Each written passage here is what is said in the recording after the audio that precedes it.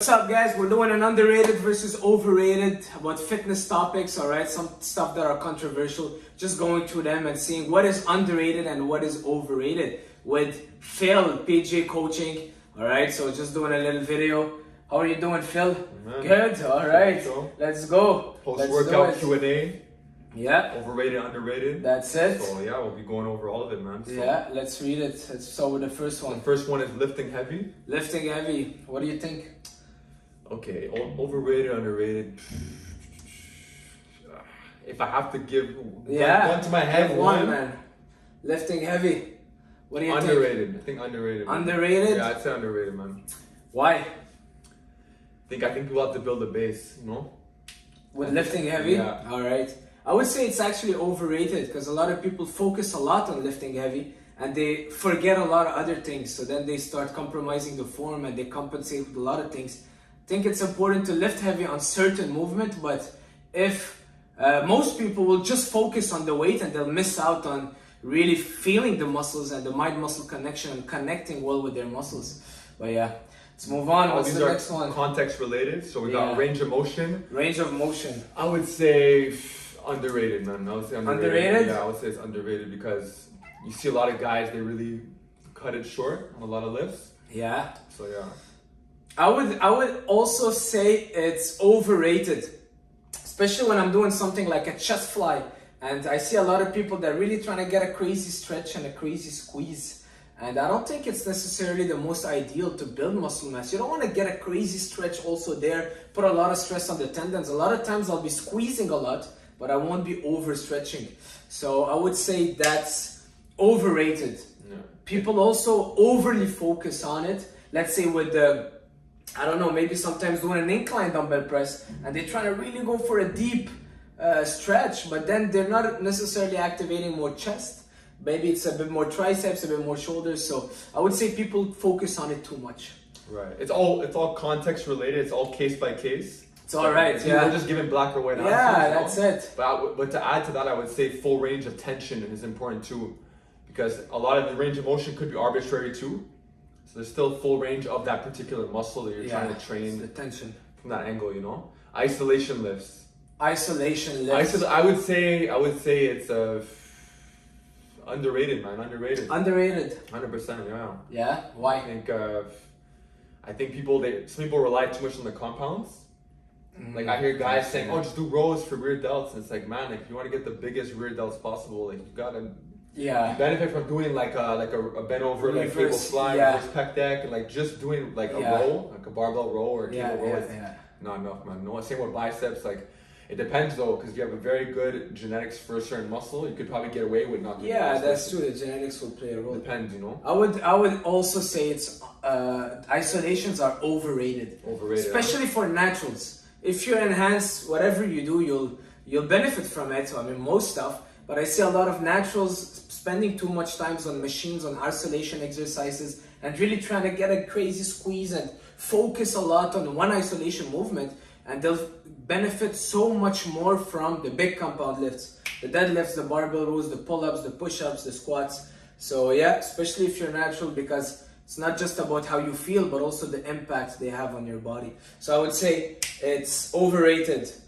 I would personally do all my workouts, no isolation. You saw me training today. It's a lot of pull-ups, a lot of rows. That's it, you know, pull-ups, barbell rows. We did the stiff leg deadlift, the Romanian deadlift. That's it, yeah. Gotcha. We have a different rest days?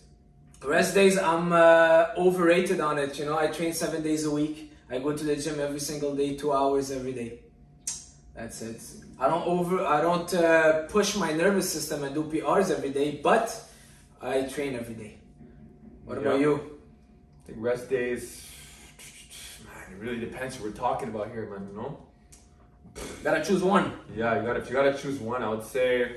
I mean, you take rest days, so you gotta go with it. I would say underrated again, man. Like, I think it's important, man. If you're training a failure, you're training balls to the wall. Yeah. Get those rest days in, man. You know? But then again, it's always case by case, man. So let's go training to failure. Oof, that's a big one. Training to failure. What do you say? Training to failure, I would say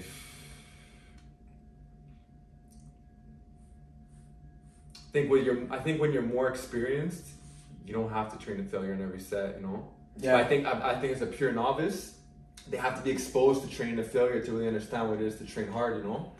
So then again, overrated then. I would say overrated. Yeah. Well, I would say it's overrated. That's for who? That's for who? I would say training to failure, it's overrated. And hear me out why I say that. It's important to push yourself and have the intensity high, but most people when they're trained, first of all, I almost never train to failure every single set. I always keep 1 rep in the tank, and I don't think that pushing that extra rep will overly tax my nervous system and I'll be compromising my form. I see a lot of kids at the gym, they try to train to failure, the Mike Menzer high intensity style, and then the last rep looks so bad, right. and they're compromising their form and they're just trying to push that last rep. They're messing up their nervous system. It's overly taxing on the nervous system, and then the whole rest of the session you won't be able to do much. So training to failure, overrated. I would say you want to train a technical failure because you don't want to ingrain like faulty or movement patterns, you know? You don't want to just be rounding your lower back on like the last rep of RDL, like you don't even need to take those repetitions. Yeah, even honestly, I always keep a clean rep in the tank. Yeah. I always do that. Yeah. I never push to the failure, and it has been working well for me. And yeah.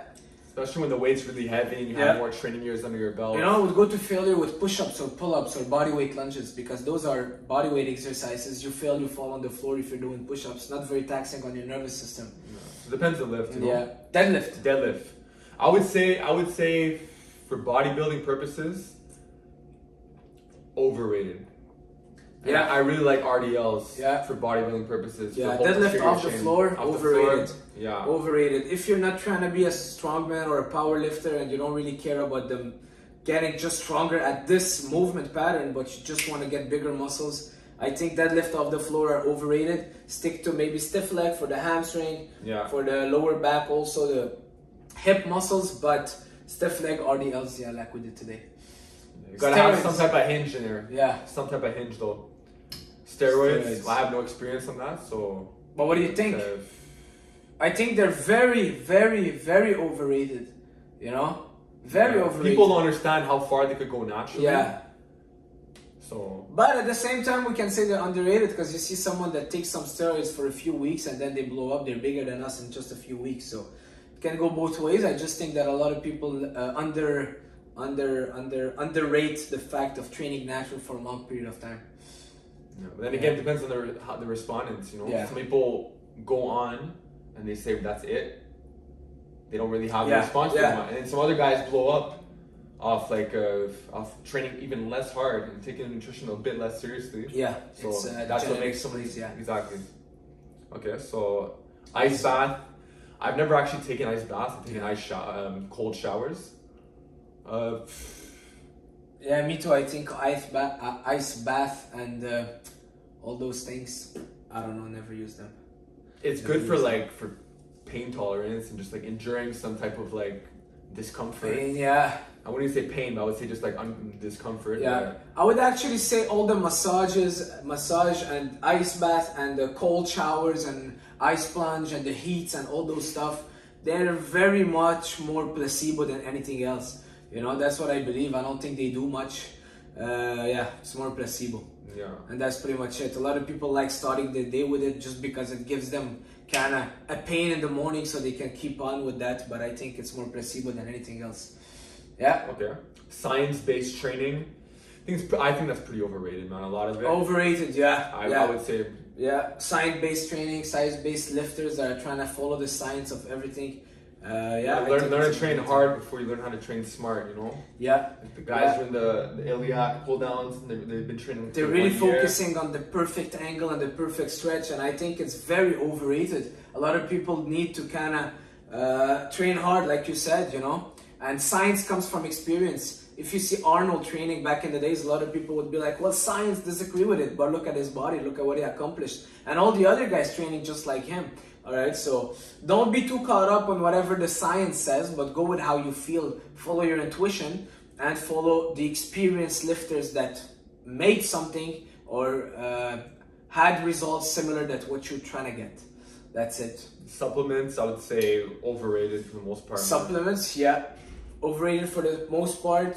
The only supplements I'll really love is creatine. For me, creatine, it's really a must. I'm a big fan of creatine, and that's it. Creatine is very underrated. Everything else overrated. Yeah. If your macronutrients are really dialed in on the with the hard food, ground beef, salmon, chicken, like the rest is just icing on the cake. Yeah, don't start training and go to the supplement store and give them $2,000 just because you're buying all the BCAAs and EAAs. All those things are pretty much useless. It's flavored water. You've got fasted cardio. Fasted cardio. What do you think about that? I would say it's overrated. It's overrated. You know, a lot of people. It's overrated. Doesn't matter when you do your cardio. You know, it doesn't matter if you're fasted or not. Fasted training. People will say, "I'll train fasted to burn more fat." Doesn't matter. At the end of the day, it's calories in, calories out, and it's not because you did something in the morning fasted. Now you'll say, well, the hormones, the growth hormones are higher. Well, they're higher maybe to prevent you from losing muscle mass. So it's a response that your body is responding to the fact that you're fasted. But if your goal is building muscle mass, don't go to the gym fasted, don't lift fasted. And fasted cardio, if it puts you in a good state of mind to start your day and you're just not hungry, do it. But then have a good meal after before hitting the weights. What do you say? I agree, man. I agree. I don't like, personally for myself, or even clients training underfed and coming to the gym on an empty stomach. And also, like, the time you do your cardio is not gonna be the it thing. That's right. Really transform your physique as much as right. you think. You know, if you do cardio at 6 a.m. or if you do cardio at 6 p.m.